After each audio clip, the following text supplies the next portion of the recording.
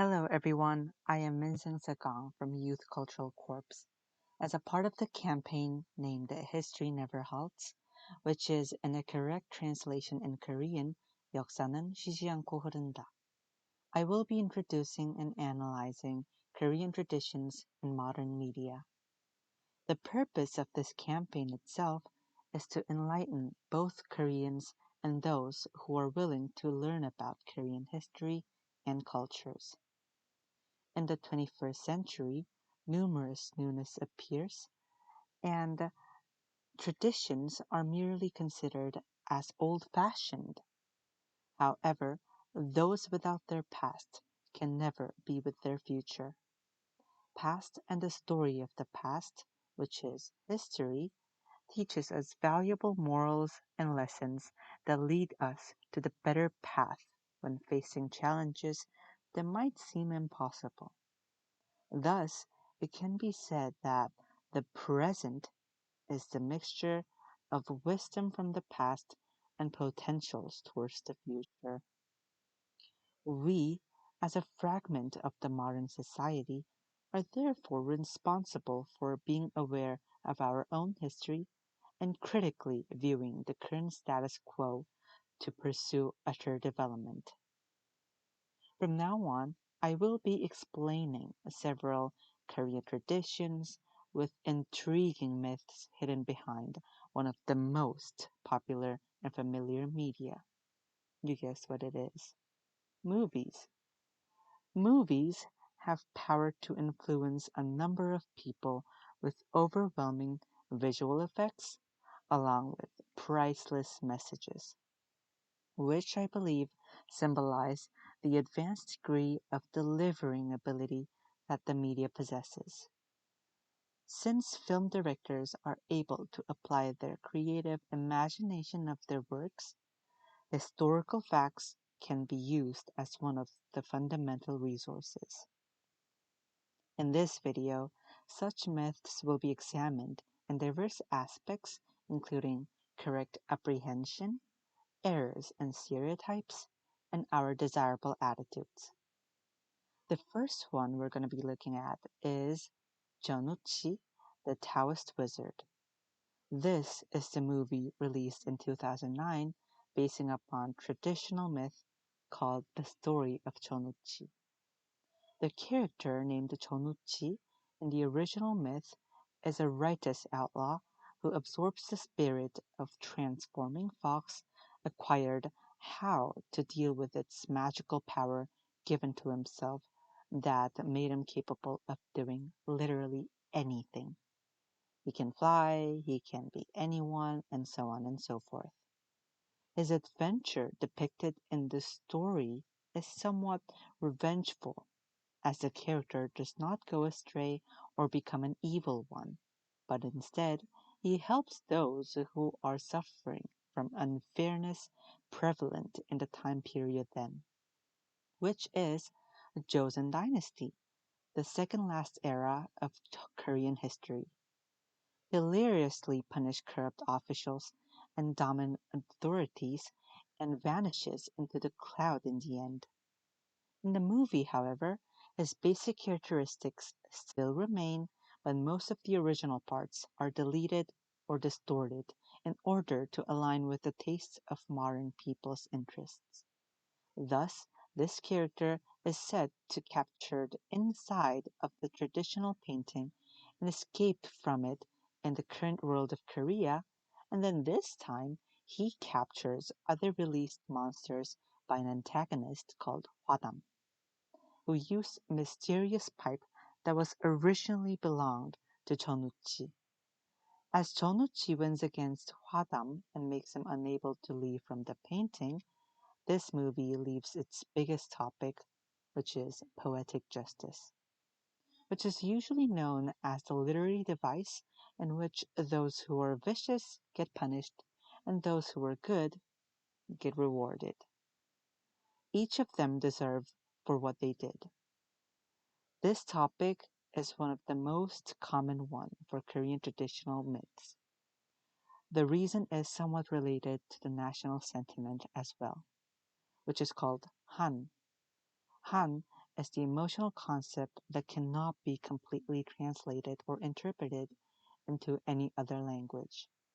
In English, it's acceptable when you understand Han, that lies amongst somewhere of regret, resentment, and rancor. This is due to the historical tragedies such as colonization, numerous attacks by nearby countries, an unforgettable famine because of wars, and therefore people back then used to imagine the world where everyone stays happy except for who deserve just not. This is the reason why many myths such as the story of Chonuchi were created. So the next one we're going to be looking at is Along with the God. This is not actually a single film, but a series, and there have been two released so far. This series is based on the digital comic that is predicated on a number of myths related to the afterlife. The movie itself did quite a remarkable job to recall the traditional concepts and the mixture with modern interests. To give you a brief introduction of the overall plot, there is a division between those who are alive and those who are dead. When people die, they are being examined through what they have done in their life in order to sort out those who can get a chance to reborn. However, the procedures of rites of passage are not as easy because there are total seven hells, what you call, needed to be passed through. The entire concept depicts the virtues Korean people have been prioritizing, such as well behaving to parents, desirable and humane attitudes, and so on. This movie focuses more on passing through a number of hells rather than judgments and punishments, reflecting shamanism more than Buddhism, which is proven by a spiritual and divine existence, the Great Yumra. This character is the highest leveled one in the afterlife world, who can control literally anything in that world. Korean traditions tend to indicate the element of purifying the contaminated spirits. This is why the guardians appear in a lot of myths who help the dead spirits. Especially the movie itself is complemented with a decent connection between modern and mythical elements by accusing the real world full of unjust beings and structural problems both in economic and social aspects. Simultaneously, the main topic of the whole work is the significance of empathy and consideration with each other, especially among human beings. Most of the people who act mean cannot get any of empathy of one's own pain and hurt. The message behind the whole fiction and myth is that caring others will return as caring oneself. Thus, this movie delivered the warm-hearted and bright energy with hope to all the people who are striving to survive in this society. These two movies are one of my favorite movies of all time, as the ambiguous combination of past, present, future, and furthermore, reality and imagination is phenomenal. Moreover, they indicate how deep Korean traditions are in terms of the connections to the present Korean sentiments. Now, as we learn the way of seeing the world with critical and analytical perspective, it is now, I guess, our role to design the better developed world with warmer energy among humans.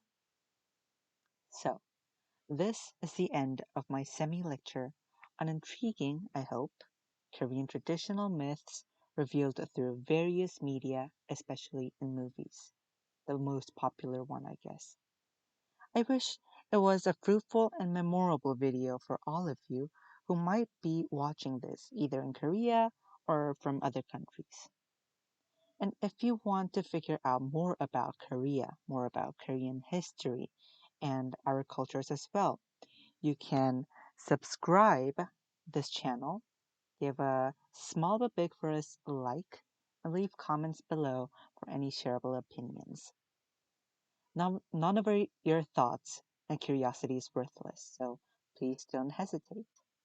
Anyway, thank you for viewing this video for this so much long time, and have a wonderful day. Bye bye.